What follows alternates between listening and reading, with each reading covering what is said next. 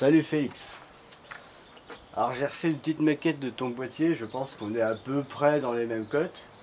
Donc imagine que là tu as ta pompe au fond de ton boîtier et au-dessus, sur l'étage supérieur, tu as la carte graphique. Donc ça c'est une 480 qui était une MSI water coolée. Donc on va faire le montage. En fait ce que tu vas recevoir, c'est tout ça. Tout est déjà prémonté avec des tuyaux de 7 disques que j'avais, ils n'ont jamais servi, au moins ils serviront. Tout est fixé, il n'y a pas de problème. Tu auras juste à fixer les deux embouts sur la CG. Et je vais te montrer comment faire parce que souvent c'est un peu compliqué si tu n'as pas trop l'habitude avec le water cooling, mais c'est super simple. Il faut juste respecter un peu la procédure. La règle de base, c'est que quand tu utilises des raccords water cooling, tout se fait à la main. Il faut toujours serrer à la main. Et pour un peu les paranoïaques, on rajoute un petit tour de clé, mais 1/10 de tour avec une clé de 16. Je vais te montrer ça. Donc déjà, tu as ton ordi. Je pense que tu as déjà monté ton waterblock sur la carte graphique. Ok. Donc ta carte graphique, elle est dans ton boîtier, sur la carte mère, normalement. Ce qu'on va faire en premier temps, c'est un montage à blanc, sans eau, pour vérifier la longueur des tuyaux dans le boîtier. Donc, tu places le système tel qu'il est dans ton ordi, donc tu fixes tes ventilateurs de ce côté là, tu mets la pompe tout en bas, tu fais remonter le tuyau par la petite trappe pour le faire connecter en dessous, voilà, sous la carte graphique, et voilà, et ce tuyau là, ça fera ce genre de choses. Alors, en fait ça fera exactement quelque chose comme ça. Donc là, il va se passer que quand tu vas recevoir ça, il faut monter les deux embouts sur la carte graphique sans la détruire. Faut faire attention parce que si on utilise des trucs métalliques, si on entrechoque les composants, tu as compris, on va péter tout. Donc je te montre comment faire. Les raccords tournants, c'est génial parce qu'en fait, tu as la bague de vissage qui est rotative. Il y a un joint aussi à l'intérieur. Donc là, je t'ai mis des joints neufs partout, mais le joint interne, en fait, il est fité en compression, donc tu peux pas le changer. Voilà, ça va pas fuir, c'est indestructible. Donc comment on va faire pour visser ça? Alors bon, moi ma CG, il y a un bouchon qui est là, et là tu as l'entrée, et un bouchon et la sortie. Donc, ouais, parce que c'était comme ça, j'avais mis ça à l'époque. Comment faire? Donc je mets tout à blanc, je fais sortir mon tuyau par la trappe, et je vais visser tranquillement sous la carte graphique. Alors, ce sera un peu chiant, il faut juste trouver le trou et tu as juste à tenir avec ta main là et tourner de l'autre main jusqu'à trouver le filetage, mais de façon très gentille, quoi, sans forcer, sans rien. Donc là je le fais avec une carte graphique qui bouge, donc c'est pas évident, mais tu vois, j'y arrive très bien. Donc tu vises, tu maintiens, c'est tout. Et dès que tu vois que ça bloque un peu, tu t'arrêtes. Ça sert à rien d'aller plus loin. Alors si tu es un peu dans le genre paranoïaque, tu n'as pas confiance dans le truc, tu peux prendre une clé de 16. Et sur la bague, tu fais 1/10 de tour. Voilà, allez, un tout petit peu plus. Voilà, maximum, mais vraiment que dalle, quoi. Juste pour t'assurer que à la main, quand tu voudras le retirer, ce sera compliqué, tu pourras quand même le retirer, mais au moins tu es sûr que c'est fixé. Il ne faut pas serrer beaucoup plus, sinon après ton joint qui est torique, vu que tu fais la mécanique, tu dois piger, le joint torique va s'écraser, va devenir un joint plat et ça va être beaucoup moins bon pour son vieillissement du joint. Il sera toujours étanche, mais au bout de 5 ans, ton joint il sera plat, il faudra le changer, c'est sûr. Pareil pour le raccord du haut, qui est aussi coudé et tournant. Donc là c'est pareil, je ne sais pas si on voit bien sur la vidéo, de toute façon tu as pigé, j'espère que tu sois débile quand même. Alors zoom, on va zoomer sur comment mettre le raccord. Voilà. Ok, donc tu prends ton raccord, tu le places voilà, le long du trou, hein, et puis tu essaies de trouver le filetage et dès que tu es dedans, c'est bon. Voilà. Si je vais pas dans le bon sens, ça marchera pas. Voilà, là je visse. Là c'est super simple, il n'y a rien à faire. Là, tu vas tranquille, il n'y a pas de problème. Donc là je peux plus serrer, mais comme je suis un peu paranoïaque des fois, allez, je vais faire mon fameux tour, 1/10 de tour, donc je le mets là, tu vois.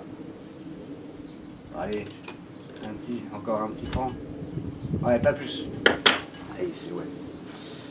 Donc là, attends, je vais le dézoomer.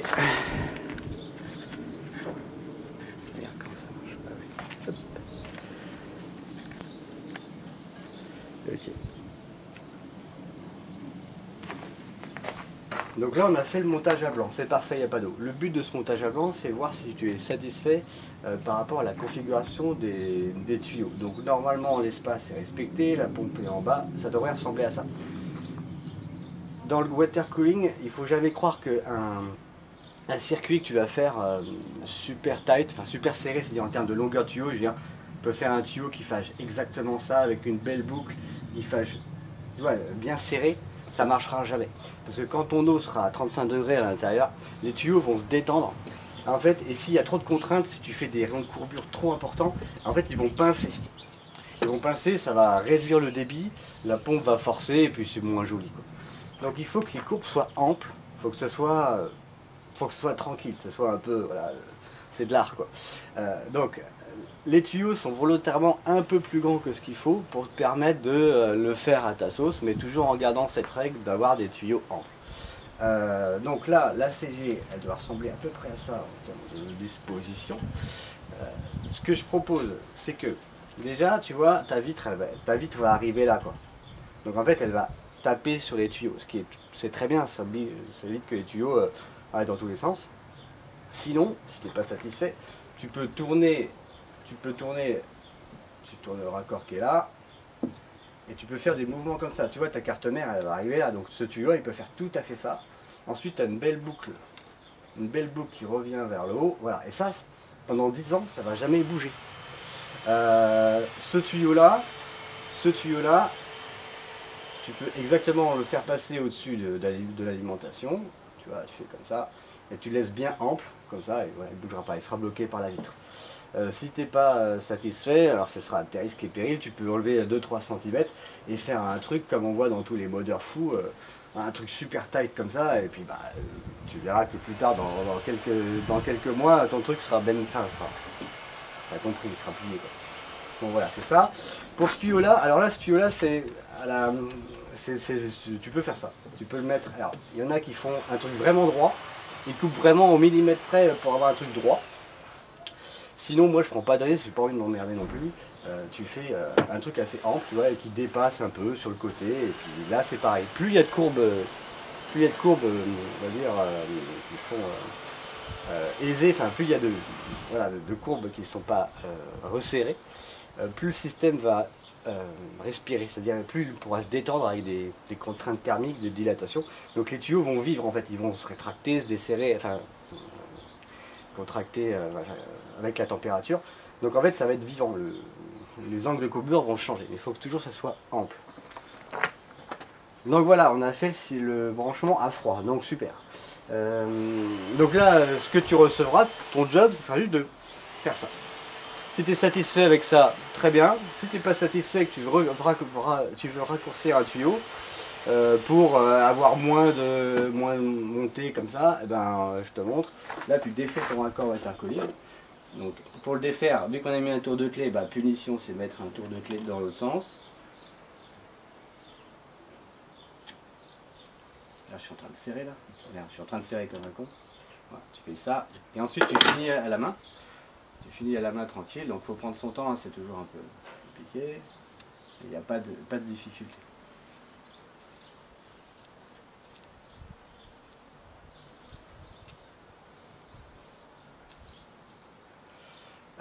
Donc imaginons que tu n'es pas satisfait de cette longueur, tu vas enlever 2 cm parce que j'ai dû me planter peut-être sur une cote. Donc tu dois enlever la bague. Donc la bague des fois, c'est ce qui est le problème du water cooling, des fois les bagues sont super serrées par rapport au tuyau. Donc il faut s'aider d'une clé pour enlever la bague qui tient le tuyau. Donc tu prends ta clé de 16, c'est pareil, et tu donnes un petit tour, après tu peux finir à la main. Ouais, tu tournes en priorité, le raccord tournant plutôt que le reste du système, sinon il va faire des torticolis. Voilà, donc tu coupes le tuyau à ta longueur, et là tu veux le remettre dans le raccord. Peut-être que tu sais faire, mais voilà, donc, moi je te montre tous les trucs que j'ai appris au bout de ces années. Donc bah bêtement, hein, c'est le jeu des formes, hein. Tu le fous dedans, terminé. Ensuite tu mets la bague, et là le plus dur, c'est de choper le premier filet. Parce que c'est toujours un peu résistant, parce qu'il y a déjà de la contrainte avec le tuyau et la bague.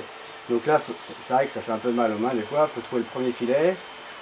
Et une fois que tu es dedans, là tu peux finir à la clé. Le but aussi là, c'est pas de serrer comme un malade mental. et faire des tours de clé. Sinon tu vas cisailler le tuyau et c'est pas bon pour la longévité. Tu tournes jusqu'à ce que tu vois apparaître, je sais pas si tu vois le début du raccord. Tu vois 0,5 ou 1 mm, même 1 mm c'est trop. Dès qu'il apparaît, c'est bon, ça sert à rien de... Tu vois, tu peux tirer comme un âne, jamais ça sortira. Parce qu'en fait, la pression dans le circuit de water cooling, c'est la pression atmosphérique, il n'y a pas de pression. Donc les joints, machin, ils ont peu de contraintes en termes de tenue à la pression. Donc là, je remets mon raccord sur la CG. Donc c'est ça l'avantage du water cooling, c'est que c'est marrant. Tu vois, tu customes ton PC, voilà, tu te fais plaisir et tout en gagnant des performances, du silence surtout. Et puis voilà, c'est assez joli, tu te fais plaisir. Donc là, je me remets toujours mon petit truc de parado. Hop, ça suffit amplement. Donc on remet notre montage à blanc. Donc si tu es satisfait de la disposition des tuyaux, voilà, ça va ressembler peut-être à peu près à ça. Nickel. Ça filme encore ce machin. Yes. Donc là, on va arriver à l'étape cruciale du remplissage. Donc comme toi, tu n'as pas d'alimentation externe, tu vas devoir